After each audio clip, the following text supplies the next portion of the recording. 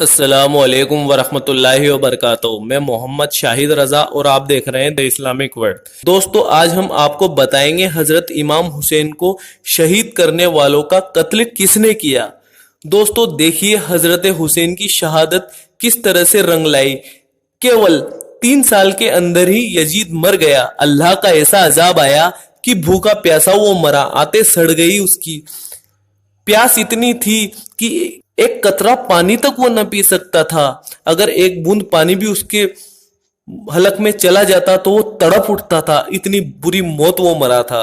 دوستو تقریباً 3 سال اور 8 مہینے کا وقت گزرا تھا تو وہی کوفہ کا مختار جخوی، جس کے گھر امام مسلم اترے تھے، مختار جخوی ایک آواز اٹھاتا ہے پبلک میں، اے لوگوں، میں قتل حسین کا بدلہ لینا چاہتا ہوں، میرا ساتھ دو گے کہ نہیں؟ تو سبھی لوگوں نے صدا دی کہ ہم امام حسین کے بدلے کے لیے تیار ہیں۔ سارے لوگ مختار جخوی کے جھنڈے تلے آ گئے۔ مختار جخوی نے ایک خط حضرت حسین کے بھائی محمد بن حنفیہ کے نام لکھ دیا اور کہہ دیا کہ مجھے محمد بن حنفیہ نے یہ خط دیا ہے اور اس میں لکھا ہے کہ امام حسین کے قاتلوں سے بدلہ لیا جائے۔ جب حضرت محمد بن حنفیہ کو اطلاع ملی تو انہوں نے فرمایا، اگرچہ یہ خط میں نے نہیں لکھا لیکن امام حسین کا یہ بدلہ لینا چاہتا ہے تو مجھے کوئی اعتراض نہیں ہے۔ اب مختار جخوی کا حوصلہ اور بلند ہو گیا۔ اس نے تمام لوگوں کو جمع کیا اور آگے بڑھا، جو ملتا اسے قتل کروا دیتا۔ اس نے امام حسین کے قاتلوں کی دھر پکڑ شروع کر دی۔ سب سے پہلے شمر کو مختار کے سامنے پیش کیا گیا۔ مختار نے کہا، بتا شمر، تیرے ساتھ کیا کیا جائے؟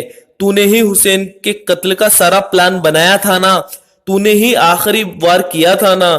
تو وہ کانپنے لگا اور بولا، مختار تو بھی تو اسی جماعت میں تھا جس میں میں تھا۔ تو مختار نے کہا، میں نے امام پر تلوار نہیں اٹھائی ظالم، تو حکومت کی لالچ میں کربلا میں تلوار چلا رہا تھا اور سنا گیا ہے کہ حسین کے سر کو تو نے ہی تن سے جدا کیا ہے،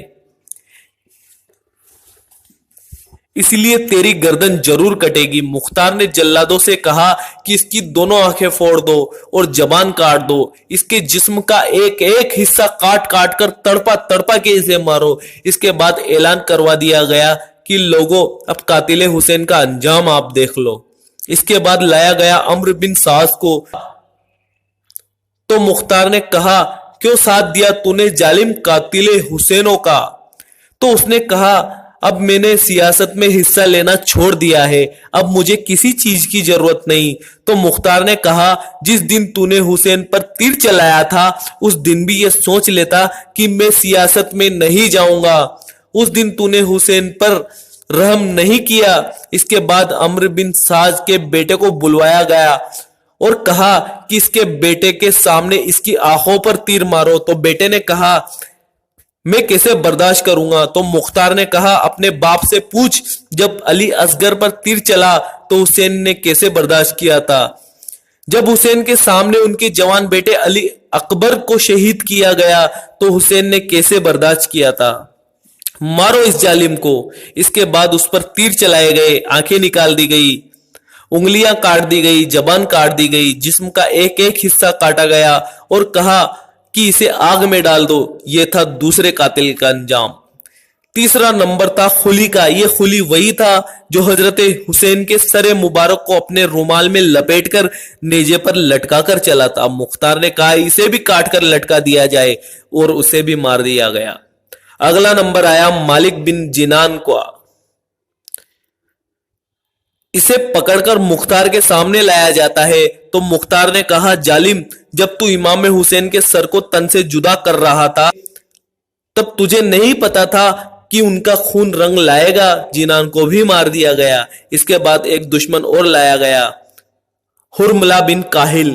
یہ وہ ظالم تھا جس نے علی اصغر کے گلے پر تیر چلایا تھا۔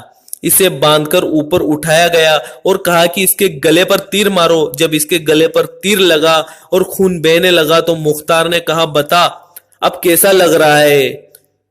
چنانچہ اسے بھی تڑپا تڑپا کر مار دیا گیا۔